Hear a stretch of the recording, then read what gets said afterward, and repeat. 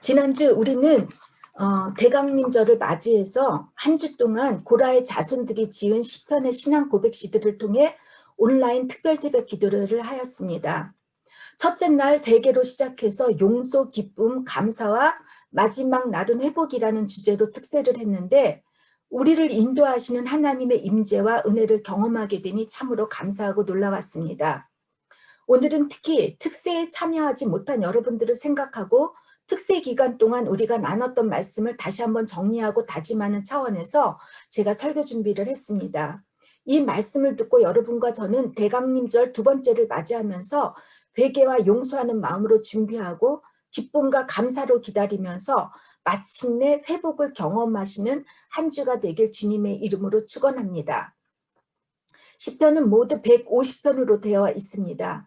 많은 사람들은 시편이 다윗이 지은 시라고 생각하고 있지만 73편만 다윗의 작품이고 그 외에는 여러 저자들에 의해 지어진 시입니다. 그나마 이 저자가 알려진 시들 중에서는 고라의 자손과 압삽이 지은 시가 있습니다. 지금까지 저희들이 새벽 기도를 줄곧 해왔을 때 저희들이 시편을 묵상하고 있었는데 이번 놀랍게도 새벽 때 특세 때 고라의 자손들이 지은 시를 묵상하게 되었습니다. 때문에 이들이 지은 11편의 시 중에서 5편을 우리가 묵상하고 생각했는데 지금은 모두 고라의 자손이 지은 시 11개 중에서 오늘 48편 거의 마지막 부분을 여러분과 함께 나눔으로써 고라의 자손들이 지은 시들의 핵심 주제가 무엇인지, 왜 정확하게 시를 지은 저자들의 이름을 밝히지 않고 단지 고라의 자손이라고만 기록되어 있는지 말씀을 나누면서 여러분과 은혜 받는 시간이 되기를 축원합니다. 고라의 자손이 지은 시들을 이해하기 위해서는 여러분 먼저 그의 조상인 고라가 누구인지 알아봐야 되지 않겠습니까? 고라에 대해서는 민수기 16장에 잘 기록되어 있습니다. 제가 지금 여러분께 도표를 보여드리겠습니다.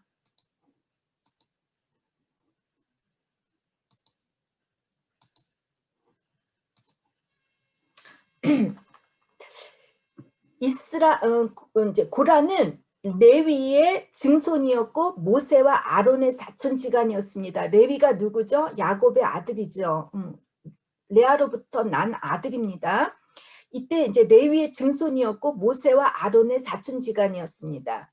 이스라엘 백성이 모세를 따라 출애굽하여 광야 생활을 하는 중에 고라는 성막 봉사의 고위직을 감당하는 사람이었습니다. 그렇지만 그는 거기에 만족하지 못하고 레위인으로서 정치적, 종교적 주도권을 장악하려고 루벤 지파 사람들과 이스라엘의 총회의 250명의 지휘관들과 함께 모세와 아론에 대항하기 위하여 반역을 모의하고 마침내 쿠데타를 일으킵니다.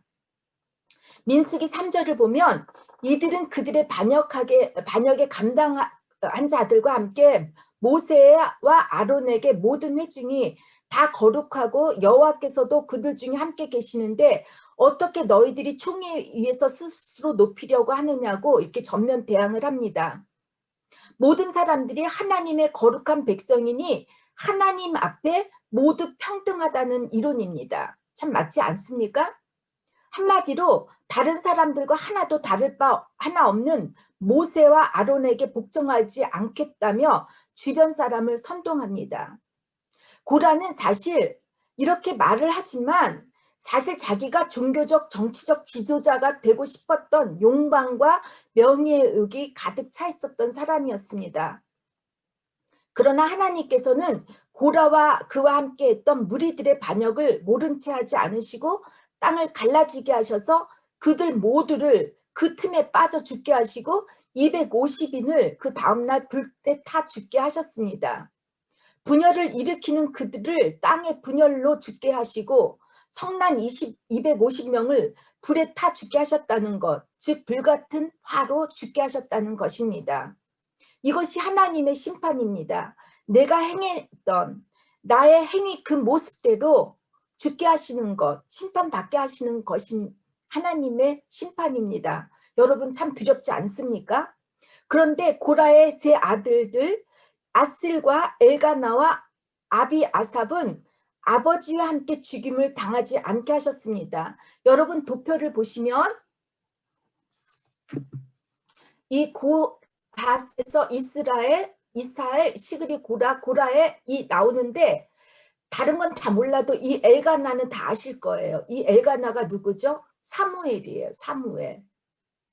이스라엘의 가장 어두운 그 사사 시대에 가장 어두울 때 하나님의 말씀을 대변했던 사무엘이 이 레위 지파 고라의 자손 중에 이렇게 나오게 됩니다.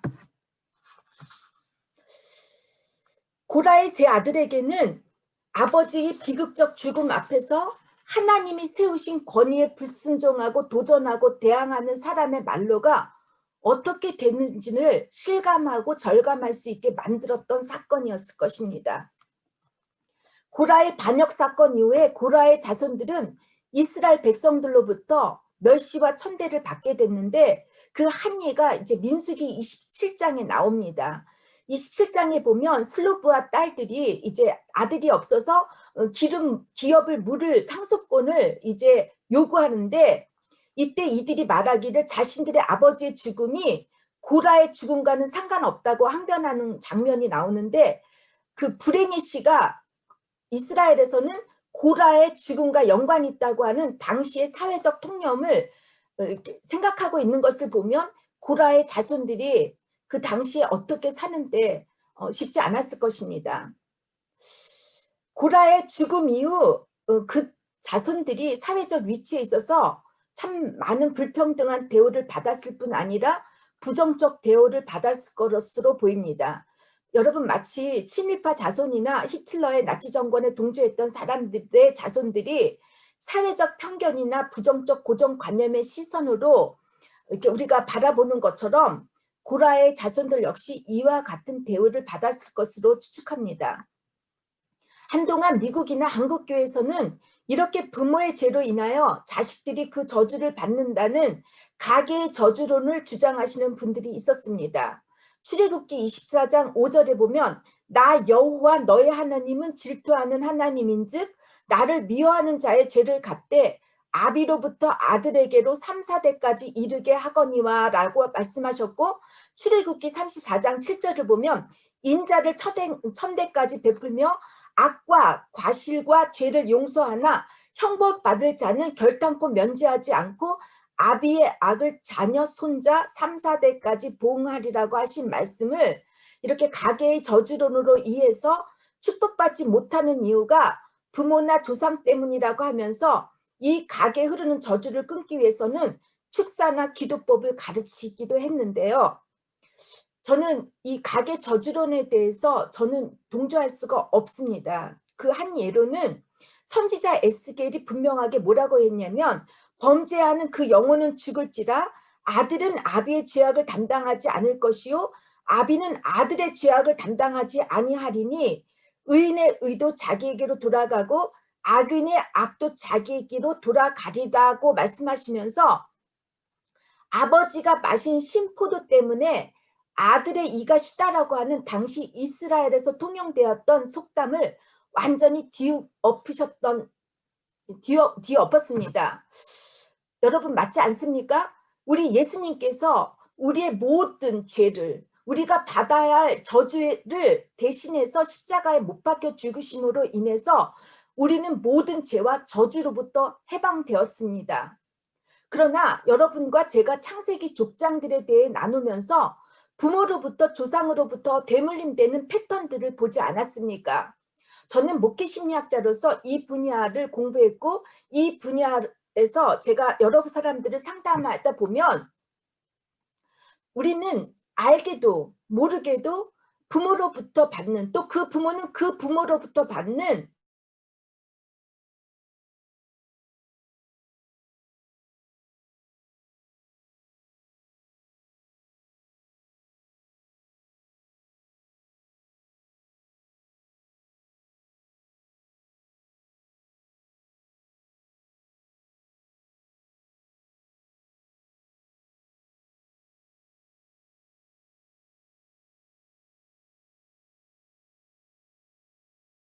일이 족속의 반열에 속하여 제사장을 도와 하나님의 거룩한 성소의 일을 당당하며 살아갈 수 있었을 것입니다. 여러분, 우리는 특세 첫째 날 우리의 부모로부터 받았던 나쁜 습관이나 생활 패턴 등, 그리고 나도 모르게 부모로부터 받은 이 부정적 패턴을 우리 자녀들에게 주면서 상처를 주고 자녀들의 마음을 아프게 했던 모든 부족했던 것을 회개했습니다. 고라의 자손들은 그들이 지은 시편에서 종종이 조상의 죄로 인하여 이웃의 조롱거리가 되기도 하고 치욕이 온종일 따라다니며 부끄러워 얼굴조차도 들 수 없다고 이렇게 고백할 정도로 그들의 잘못된 패턴과 죄악을 회개했습니다. 여러분, 살아남은 고라의 자손들은 그런 무엇을 했는지, 이들은 보통 성전과 연관된 일을 했습니다. 아버지의 죄악에도 불구하고 이들은 하나님의 품을 떠나지 않고 성전과 연관된 일을 했는데, 첫째, 성전의 문을 지키는 성전지기의 역할을 했습니다. 문지기의 역할은 성전이 세상과 구별된 거룩한 하나님의 임재 장소로 거룩하게 유지되도록 24시간 밤낮으로 지키는 일이었습니다. 여러분들 다 기억하세요? 우리가 레위기서와 에스겔서를 나눌 때 이 모세가 그 성전의 법들을 얘기할 때 성전 문지기의 법을 우리가 가르쳐 줬는데 기억 다 하시죠? 못 하십니까?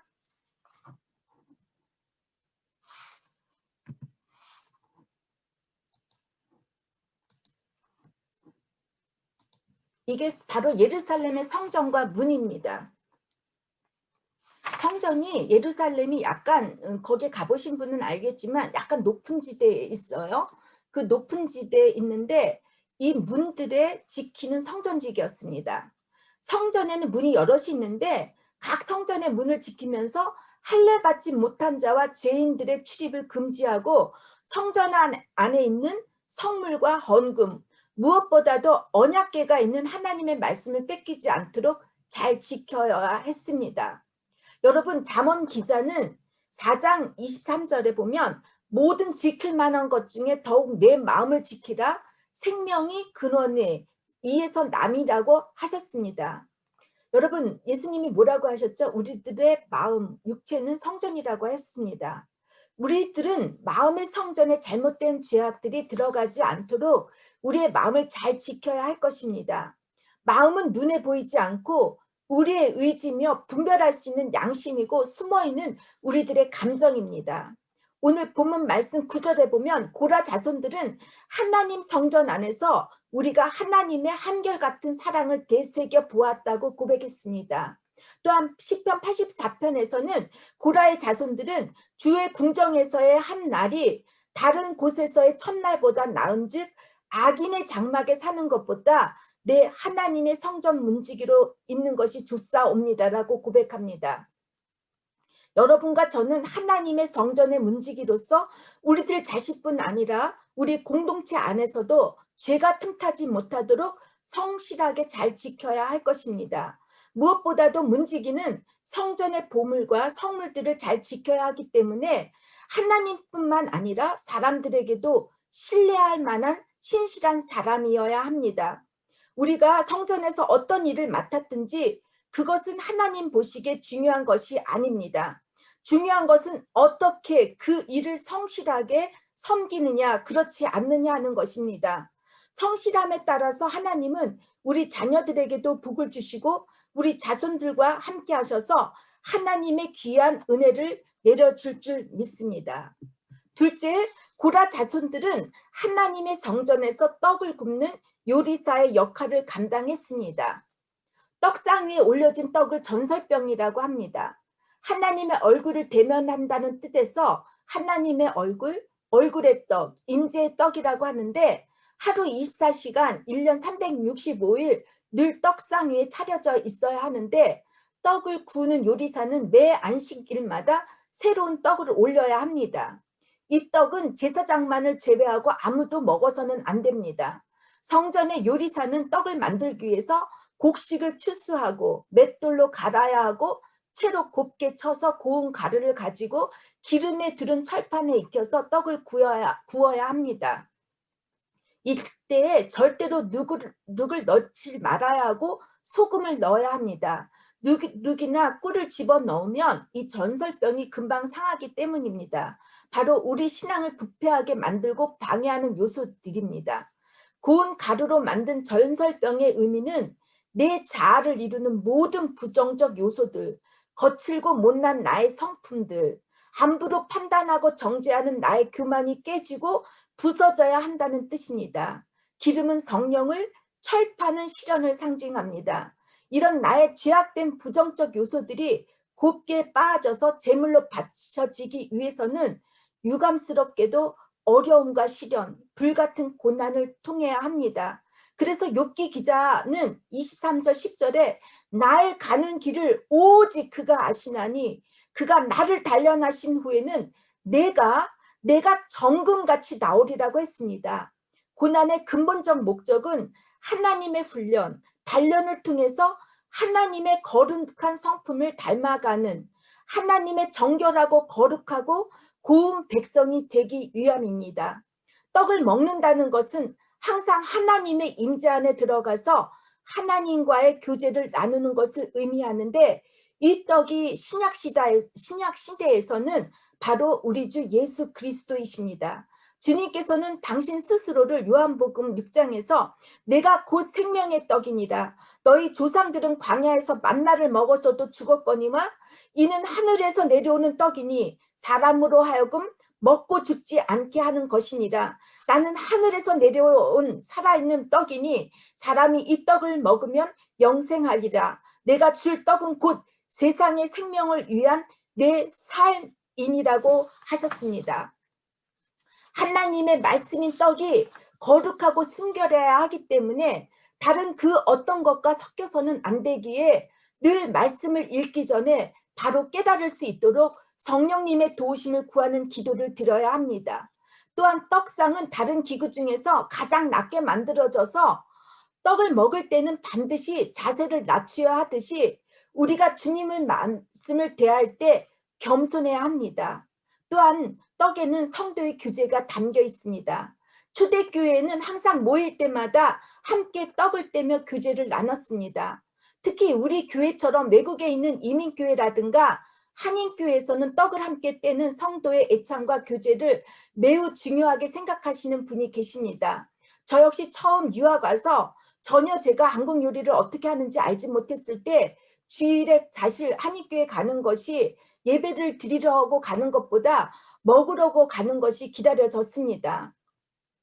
물론 이 애찬을 준비하시는 여러분들이 이제 부담스러워 하시는 분들도 계시는데 저는 참 이번 설교를 준비하면서 이용욱 집사님이나 권영숙 집사님 그리고 애찬을 준비해 주시는 여러분들의 그 봉사와 정성을 보면 이렇게 생각하면서 참 감동을 받았습니다. 한결같은 마음으로 사랑과 정성을 다해 주셔서 이번 말씀을 통해서 여러분께 감사의 인사를 드리고 싶습니다. 떡상 위에는 24시간 전설병만 있어야 하듯이 교회 공동체 안에는 친교의 교제도 중요하지만 언제나 예수의 생명과 하나님 말씀이 있어야 합니다. 하나님의 말씀이 떠나 있으면 마귀가 돌로 떡을 만들어 보라고 하는 시험을 받게 됩니다. 본질 외에 그 어떤 것으로 교회 공동체를 만들어 보자고 미혹할 때가 있습니다. 주객이 전도되지 않도록 우리는 하나님의 말씀을 나누는 여러분과 저 그리고 우리 교회의 공동체가 되고자 합니다. 여러분 그렇게 해주시겠습니까? 마지막 세 번째, 고라의 자손들은 성전의 찬양가 음악가의 역할을 감당합니다. 성전에서 봉사하는 찬양대를 처음으로 구성한 사람이 다윗 왕입니다. 그의 아들 솔로몬이 이를 계승하여 발전시켰는데 이들은 대규모의 찬양대를 편성하여 제물 드리는 일과 찬양 드리는 일을 성전 뜰에서 행하게 했습니다. 여러분 여기 보십시오. 성전 뜰에서 이게 다 하는 것입니다. 그렇죠? 다윗이 빼앗긴 언약궤를 블레셋으로부터 가져와서 성막 안에 세웠을 때 다윗은 레위인을 세워 성전에서 찬양하는 자들로 세우고 오케스트라를 만들어 여러 악기들의 연주와 함께 여호와께 감사하며 찬양케 했습니다. 이때 제사장이 성막에서 제물을 드릴 때 찬양과 함께 드렸는데 그 진내의 찬양대의 숫자가 280명이었다고 할 정도면 얼마나 장엄하고 아름다웠겠습니까? 역대상 6장을 보면 찬양의 직무를 행한 대표적 인물인 세 사람이 기록되어 있는데 헤만과 아삽과 그리고 예단입니다. 근데 바로 그 헤만이 가장 유명하고 대표적인 음악가인데 그가 바로 고란의 자손이었던 것입니다. 그는 성가대 지휘자로서 하나님께 찬양 드리는데 주도적 역할을 감당했고 다윗의 군대장과 더불어 동급으로 대우를 받았고 그를 왕의 선기자라고 이렇게 불렀습니다. 고라의 자손들은 그의 조상 고라가 어떻게 죽었는지를 그들의 부모로부터 귀가 닳도록 들었을 것입니다. 어쩜 가족의 부끄러움이었고 수치였는지 모르지만 그들은 고라처럼 죄를 짓지 않고 하나님의 성전의 봉사자로서 그들의 일생을 헌신하며 살았을 것이고 그들이 지은 시들이 미스길이라는 뜻은 교훈시입니다. 그렇게 교훈시를 적었습니다. 그들의 시를 크게 두 가지로 나눠보면 구원과 찬양입니다.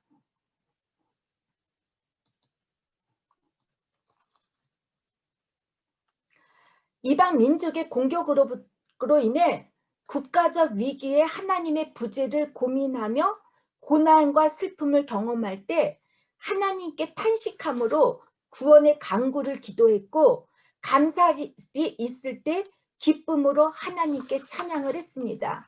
무엇보다도 45편부터는 인간 왕에 대해서 찬양을 하다가 우리가 읽은 본문 말씀 48편, 49편까지는 하나님으로부터 기름 부은 왕이 시온의 세움을 받고 이 땅에서 하나님의 공평과 정의를 구현할 하나님의 대리자, 하나님의 왕, 돌아오실 메시아를 노래했습니다. 고라의 시 42편에서 49편까지의 주제는 한마디로 탄식 상황에서 구원을 요청하지만 인간 왕을 포함하여 덧없는 인생이나 물질을 의지하지 말고 시온에 자정하신 하나님 왕만을 의지하라는 메시지로 끝을 맺습니다. 그리고 오늘 우리가 읽은 본문 말씀 48편을 아주 짧게 4개 동사로 특세의 주제들을 요약함으로써 제 설교를 마치도록 하겠습니다. 저는 이 48편을 묵상하면서 동사를 발견했는데 듣고 보고 생각하고 기뻐하고 전하라는 동사입니다. 이 동사가 8절에서 14절까지 말씀입니다. 이 8절에서 14절까지 말씀을 보면 수많은 사람들, 그들 가운데 부귀와 영화 모든 권력을 손에 쥔 왕들이라 할지라도 하나님이 계신 시온산과 하나님의 성을 보게 되면 두려워 떨 수밖에 없다는 소식을 먼저 듣고 만군의 여호와의 성을 막상 보게 되는 것이 복음인 것입니다. 복음의 소식은 먼저 들어야 합니다. 복음을 듣고 나면 우리가 죄인이라는 것을 고백하고 회개하게 됩니다. 그리고 나서 예루살렘 성에 우뚝 솟은 하나님의 성을 보게 될 때 그 성이 얼마나 견고한지 알 수 있게 됩니다. 여러분 그림 보셨죠? 얼마나 견고하게 지어졌습니까?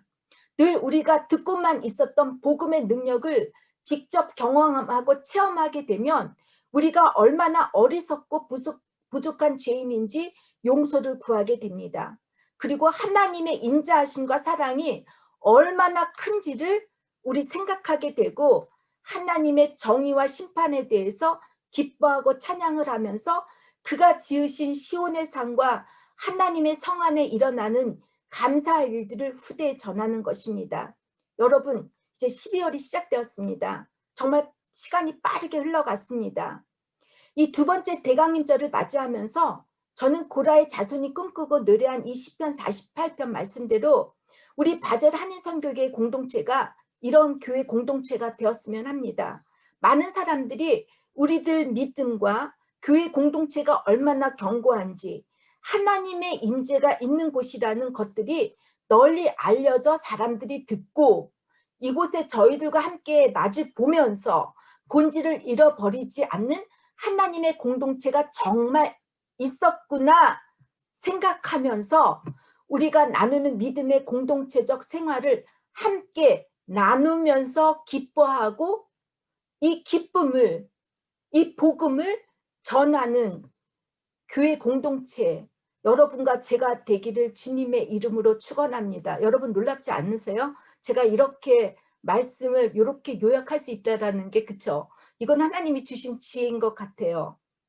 비록 고라 자신의 삶은 하나님의 심판으로 비극적 삶을 끝을 맺혔지만 하나님의 전을 사모하고 경건하게 살면서 이스라엘 역사에 많은 영적인 공헌을 하던 고라의 자손처럼 우리의 믿음과 신앙이 우리 자녀에게, 또 우리 자녀가 그들의 자녀에게 계속 이어지면서 하나님 나라를 위해 귀 쓰여지는 역사가 일어나길 주님의 이름으로 축복합니다. 저는 이번 특세를 통해서 하나의 그림을 제가 생각했는데, 여러분 이 특세를 시작할 때 제가 가장 어려운 우리 교회 공동체의 형제님과 자매님을 생각하고 시작했는데,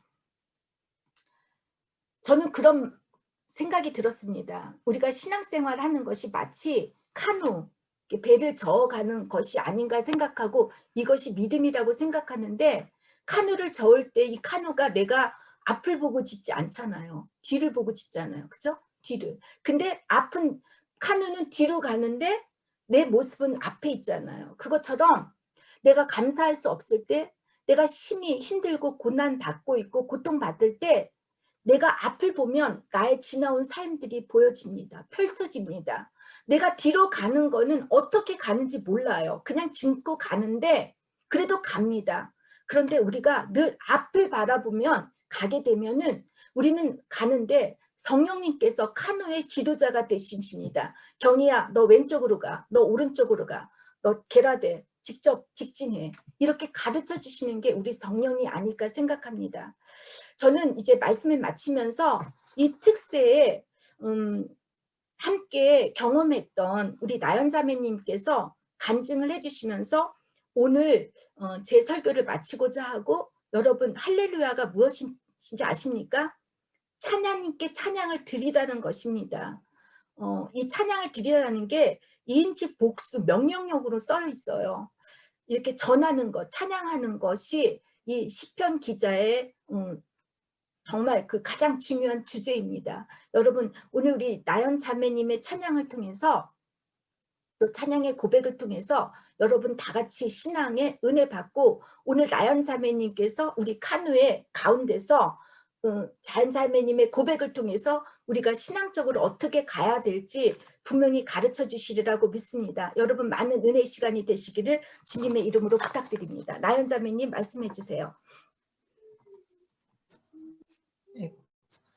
네. 네. 안녕하세요. 네, 목사님이 금요일 날 저에게 간증 부탁을 하셨는데, 좀, 네, 너무 부족해서, 네, 두서없이 제가 뭐 특별한 내용이 있는 건 아니고요. 그날 이제 간증 부탁을 받고 나서 이제 제가 저녁 준비할 시간이 되었어요. 근데 저희 둘째 리제가 배가 고팠던 모양이에요. 근데 얘가 고기를 엄청 좋아하는 애예요. 그래서 제가 그날 메뉴가 이제 목살, 돼지고기 목살 굽는 걸 이제 준비하고, 이제 팬에다가 이제 불을 가열을 해서 이제 고기를 착 얹으면서 이제 익히는데, 얘가 너무 배가 고픈데 냄새가 나는 거예요. 고기 익히는 냄새가 나니까 얘가 저를 막 제 다리를 붙잡으면서 막 울면서 막 울부짖더라고요. 너무 배가 고팠는데 맛있는 냄새가 나니까 얼마나 더 배가 고팠겠어요. 그래서 근데 고기 익는데 그게 금방 시간이 바로 요리가 안 되잖아요. 그래서 저는 너무 마음이, 얘가 막 울며 불며 고기를 달라고 막 울부짖는데 저는 이제 아직 한참 더 기다려야 하니까 좀 되게 안타까운데, 그 순간 하나님이 지금 저희를 향한 그런 마음이 좀 비슷한 게 아닐까 생각이 들었어요. 저희가 어떤 기도 제목들이 있는데 기도를 해도 그게 금방 이루어지지 않고 하나님 왜 이거를 안 주시냐고, 내가 이렇게 기도를 하는데 왜 응답하지 않으시냐고 좀 한탄하거나 좀 낙심할 때가 많잖아요. 근데 제 상태를 보는 것 같더라고요. 하나님이 지금 나를 위해서 맛있는 요리를 준비하고 계신데 저는 냄새는 나는 것 같은데 나한테 지금 뭐가 오는 게 없으니까 울고 막 이게 나에게 주어지지 않는가 보다. 그런 것이 아니었나, 예, 생각이 들었어요. 그래서 제가 이번 주 새벽 기도를 하면서 저희 가정에 작년부터 항상 있는 기도, 그 어려운 기도 제목을 놓고 기도를 하는데 제가 이제 쪼끔 힘이 들려고 하더라고요. 이제 '아, 연말이 됐는데 왜 응답이 안 될까.' 그리고 이제 새벽 예배를 지난주 특별 새벽 예배라는 이름으로 드렸지만 제가 제 스스로도 '아, 이게 응답이 있을까?' 그런 생각을 하면서 어쩔 때는 막 졸면서 그냥 비몽사몽간에 참여한 것도 있고, 네, 그랬지만 하나님이, 예, 준비해 주시는, 일하고 계시는 것을, 네, 제가 생각할 수 있었던 것 같아요. 네. 그리고 이제 저희 말씀을 보면서 또 예전에 이제 목사님께서 저희 가정 신방을 하셨을 때 여름에 주셨던 말씀인데 이번 주에 이 말씀을 읽게 됐어요. 그래서 이 말씀을 읽고 마치도록 하겠습니다. 그럼 염려하여 이르기를 무엇을 먹을까, 무엇을 마실까, 무엇을 입을까 하지 말라. 이는 다 이방인들이 구하는 것이라. 너희 하늘 아버지께서 이 모든 것이 너희에게 있어야 할 줄을 아시느니라. 그런즉 너희는 먼저 그의 나라와 그의 의를 구하라. 그리하면 이 모든 것을 너희에게 더하시리라. 그러므로 내일 일을 위하여 염려하지 말라. 내일 일은 내일이 염려할 것이요 한날의 괴로움은 그날로 족하리라. 또 독일어로 한번 읽어보겠습니다. Macht euch also keine Sorgen und fragt nicht, werden wir genug zu essen haben und was werden wir trinken? Was sollen wir anziehen? Nur Menschen, die Gott nicht kennen, lassen sich von solchen Dingen bestimmen.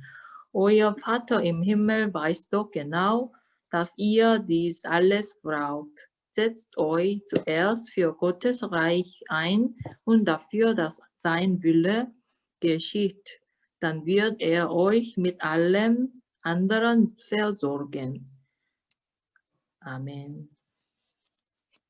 감사합니다.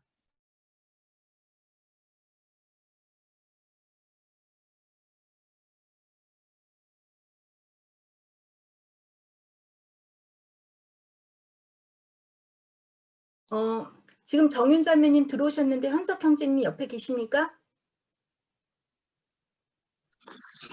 네. Dann möchte ich das kurz mal zusammenfassen, was ich heute Predigt gehalten habe. Ja? 네, 고맙습니다. Das Buch der Psalmen ist eine Gebets- und Liedersammlung von 150 Gedichten. Mehr als die Hälfte davon werden König David zugeschrieben. Zu Beginn der Adventszeit haben wir versucht, Gottes Nähe und seine Lebendigkeit durch eine Andacht der besonderen Art im Morgengrauen zu spüren und zu erleben. Dafür wurden wir mit den Psalmen von den Söhnen Korach meditiert und haben sie nachgedacht. Der heutige Predigttext ist ein Psalm von Söhnen Korachs. Korach war der Cousin von Mose und Aaron und er war dabei, als das Volk Israel in der Wüste war. Korach und seine Familie kam aus dem Stamm Levi. Er war als Aufrührer gegen Mose und Aaron in Erscheinung. Er will Mose und Aaron nicht mehr als Anführer anerkennen und argumentiert, alle Israeliten seien Gott gleich nah. so könnte keiner einen Führungsanspruch erheben. Die Argumentation zeigt, worum es bei dem Streit eigentlich geht. Die Leviten, die am Tempel die Funktion von Tempeldienern hatten, wollten auch die Rechte von Priestern erhalten. Nach dem Gesetz durften aber nur Nachkommen von Aaron den Priesterdienst verrichten. Aber er wollte gleich wie Mose und Aaron sein. Das war die Auflehnung gegen eine besondere von Gott eingesetzte Autorität. Gott hatte sie nicht so zugelassen. Korach und seine Leute werden von der Erde verschlungen. Aber seine 3 Söhne starben nicht. Sie waren am Leben geblieben. In alter Tradition wird die Geschichte über Korach als Geschichte einer Revolte gelesen, die vom Machtkampf, Profit und Statusgier motiviert war. Ich weiß nicht, wo die anderen Söhne von Korach waren. Vielleicht hätten sie gesehen, was mit ihrem Vater am Vorort passiert ist, oder standen sie, was ihr Vater etwas entfernt und haben zugeschaut, was geschah. Sie hatten den Mut gehabt, zu Gott zu halten, und deshalb beschützte Gott sie auch. Sie durften am Leben bleiben. Die Söhne Korahs erinnert sich an immer wieder dran, sie waren Gott immer dankbar, dass er ihnen den Mut gegeben hatte, zu ihm zu halten. Sie haben im Tempel gedient und geholfen als Torhüter, Pfanne Abwehrtrauter und auch Musiker oder Chor beim Gottesdienst. Sie haben viele Lieder gedichtet und für Gott gesungen. Von den Psalmen sind 11 Werke von ihnen. Der Psalm 48 befasst sich mit der engen Beziehung Gottes zu seiner Stadt Jerusalem, dem Ort der Anbetung, wo er seine Herrlichkeit und Macht offenbaren will.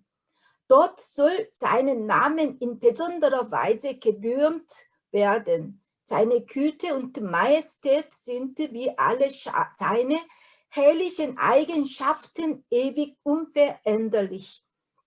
Hier in diesem Text, besonders die Versen 9 bis 14, finde ich den Glauben beschrieben. Zum Glauben gehören, erste hören, was ich gehört habe, zweite wahrnehmen, was ist, genau hinschauen, dritte verarbeiten, sich zu eigenem machen, nur was ich wirklich durchdachte, das heißt umschritten habe, kann ich anderen weitergeben. Die vierte, erzählen, und zwar lobpreisend erzählen. Das ist Gottes Werk. Der Glaube ist kein Klagelied. Der letzte, frei werden von Angst. Es gibt im Grunde nichts, was uns wirklich bedroht, denn er ist uns Gott. Konkret wird der Glaube der Christen im Leben mit und in der Kirche, die der neue Berg Zion ist. Auch hier wahrnehmen, was ist. Dabei nicht nur fixiert sein auf dem am Boden liegenden Müll, sondern auch die Türme, Wälle und Paläste sehen. Von der Freude an der Kirche sprechen. Es ist ein Geschenk, dazu zu gehören. Aus dem Glauben leben, dass Gott uns die Kirche, aber auch jede einzelne Gemeinde in ihr führen wird, führen und über den Tod hinaus. 아멘. Das war's. Und 우리 다 같이 기도하시겠습니다. 주님 감사합니다. 우리가 고라의 자손들이 지은 시를 통해서 우리의 삶을 다시 발견할 수 있게 해주시고, 우리가 앞을 갈 수 없을 때 하나님 늘 우리의 두려운 삶을 바라보며 성령의 인도하심을 따라 우리가 갈 수 있도록 도와주시옵소서. 주님, 무엇보다도 이 시간 우리 공동체 이름으로 함께 기도드리는 이 중보 기도들이 있습니다. 부탁드립니다, 주님. 우리 형제들 중에서 직장 문제로 어려움을 겪는 사람, 또한 집 문제로 어려움을 겪는 사람, 또한 부모의 아픔, 건강의 위험 때문에 고생하시는 그런 우리 형제 자매님들, 여러 가지 미래의 불확실함 때문에 하나님 걱정하는 우리 형제 자매들 모두를 지켜주시고 걱정하지 말라고, 나는 너의 하나님이라는 것을 듣고 힘없고 이 모든 문제들로부터 해결됨을 받고 자유롭게 해주시옵소서.